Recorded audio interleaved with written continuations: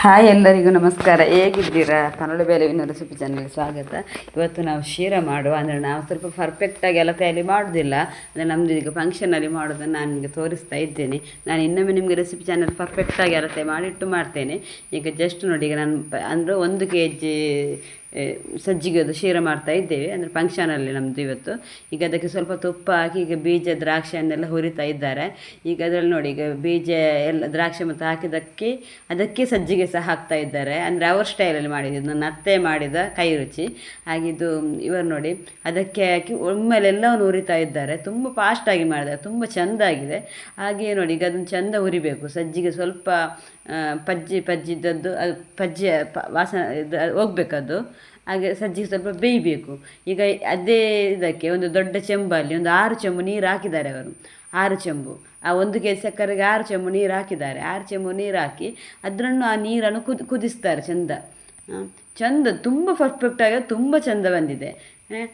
ಇದು 1 kg ಸಜ್ಜಿಗೆದು ಮಾಡಿದ ಶೀರಾ. ಹಾಗೆ ನೋಡಿ, ಅದಕ್ಕೆ ಶೀರಕ್ಕೆ ಅವರು ನಮ್ಮನ್ನು ಅನಾನಸ್ ಉಂಟಲ್ಲ, ಪೆರಂಗಲಕಾಯಿ, ಅದನ್ನು ಹಾಕ್ತಾರೆ ಕಟ್ಟು ಮೋರಿ. ಮತ್ತು ಅದಕ್ಕೆ ಸಕ್ಕರೆ ಹಾಕಿದ್ದಾರೆ. ಸಕ್ಕರೆ ಸಾಧಾರಣ ಒಂದು 3/4 kg ಅಷ್ಟು ಸಕ್ಕರೆ ತಗೊಂಡಿದ್ದಾರೆ ಅವರು. ಮತ್ತು ಈ ಸಜ್ಜಿಗೆಯನ್ನು ಆಗಲಿ ಫ್ರೈ ಮಾಡಿಟ್ಟ ಸಜ್ಜಿಗೆಯನ್ನು ಈಗ ಅದಕ್ಕೆ ಹಾಕ್ತಾರೆ. ಒಮ್ಮೆಲೆ ಎಲ್ಲವನ್ನು ಹಾಕ್ತಾರೆ. ಮತ್ತು ಅದಕ್ಕೆ ಸ್ವಲ್ಪ ತುಪ್ಪ ಸಹ ಹಾಕ್ತಾರೆ. ಈಗ ಸಜ್ಜಿಗೆಯನ್ನು ಹಾಕ್ತಾರೆ. ನೀರು ಕುದಿದಾದ ನಂತರ ಸಜ್ಜಿಗೆ ಹಾಕೋದು, ಅದಕ್ಕಿಂತ ಮೊದಲು ಹಾಕಲಿಕ್ಕೆಲ್ಲ. ನೀರು ಕುದಿದಾದಂತ ಸಜ್ಜಿಗೆ ಹಾಕಿ, ಆದ ನಂತರ ಸಜ್ಜಿಗೆಯನ್ನು ಮೊದಲು ಪೈನಾಪಲ್ ಹಾಕಿ ಮತ್ತು ಇದು ಸಜ್ಜಿಗೆ ಹಾಕೋದು. ಈಗ ಸ್ವಲ್ಪ ಕುದಿಬೇಕು. ಇದು ತುಂಬ ಕುದಿಯೋದು ತುಂಬ ಗಟ್ಟಿ ಮಾಡಿದರೆ ಮತ್ತು ಅದು ಗಟ್ಟಿ ಕಲ್ಲು ಥರ ಆಗ್ತದೆ.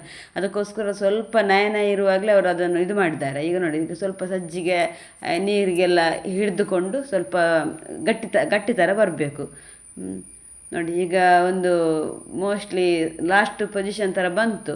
ಇನ್ನು ಸ್ವಲ್ಪ ಒಂದು 2-5 ನಿಮಿಷ ಈಗ ಬೇಯಬೇಕು. ಈಗ ನೋಡಿ, ಈಗ ಆಯಿತು. ಇಲ್ಲಿ ಪ್ರೊಸೆಸರ್ ಇಲ್ಲಿದು ಮುಗಿಯಿತು. ಈಗ ನೋಡಿ, ಈಗ ದೊಡ್ಡದೊಂದು ಇದಕ್ಕೆ ಸ್ವಲ್ಪ ಆಗಲಿ ತುಪ್ಪ ಎಲ್ಲ ಹಾಕಿ ಇದು ಮಾಡಿ ಇಟ್ಟಿದ್ದಾರೆ. ಅದಕ್ಕೆ ಸಜ್ಜಿಗೆಯನ್ನು ಹಾಕ್ತಾರೆ. ನೋಡಿ, ಸಜ್ಜಿಗೆ ಇದು ಶೀರವನ್ನು ಹಾಕ್ತಾರೆ. ಶೀರ ಈಗ ಶೀರವನ್ನು ಹಾಕಿ ಅದರ ಮೇಲಿಗೆ ಸ್ವಲ್ಪ ಏಲಕ್ಕಿ ಹುಡಿ ಎಲ್ಲ ಹಾಕಬೇಕು. ಏಲಕ್ಕಿ ಹುಡಿ ಎಲ್ಲ ಹಾಕ್ತಾರೆ. ಈಗ ಏಲಕ್ಕಿ ಹುಡಿ ಹಾಕಿದ ನಂತರ ಅದಕ್ಕೆ ಸ್ವಲ್ಪ ಅದರ ಮೇಲಿಗೆ ತುಪ್ಪ ಹಾಕ್ತಾರೆ. ತುಂಬ ಚೆಂದ ಬಂದಿದೆ, ಭಾರಿ ಚೆಂದ ಬಂದಿದೆ. ನೀವು ಸಹ ಟ್ರೈ ಮಾಡು. 1 kg ಸಕ್ಕರೆ ನಿಮಗೆ ನಾನು ಮೋಸ್ಟ್ಲಿ ಪರ್ಫೆಕ್ಟಾಗಿ ನಾನು ಒಂದು ಅರ್ಧ kg ಅಷ್ಟು ಮೆಸರ್ಮೆಂಟಲ್ಲಿ ನಾನು ಇನ್ನೊಮ್ಮೆ ನಿಮಗೆ ಇದರಲ್ಲಿ ವೀಡಿಯೋದಲ್ಲಿ ಅಪ್ಲೋಡ್ ಮಾಡ್ತೇನೆ. ಇದೊಂದು ಜಸ್ಟ್ ನಾನು ನಿಮಗೆ ಜಸ್ಟ್ ಹಾಕಿದ್ದಷ್ಟೇ. ತುಂಬ ಚೆನ್ನಾಗಿ ಬಂದಿದೆ. 1 kg ಇದರದ್ದು ಸಜ್ಜಿಗೆ ಶೀರಾ.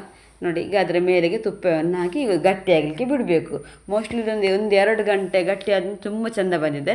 ನೋಡಿ, 2 ಗಂಟೆ ಆದ್ಮೇಲೆ ಚೆಂದ ಬಂದಿದೆ. ಸೊ ನಿಮಗೆ ಇದು ರೆಸಿಪಿ ಇಷ್ಟ ಆದರೆ ಪ್ಲೀಸ್ ಲೈಕ್, ಶೇರ್, ಸಬ್ಸ್ಕ್ರೈಬ್ ಮಾಡಿ. ನೀವು ಚಾನಲ್ ಅವರದ್ದು ಸಬ್ಸ್ಕ್ರೈಬ್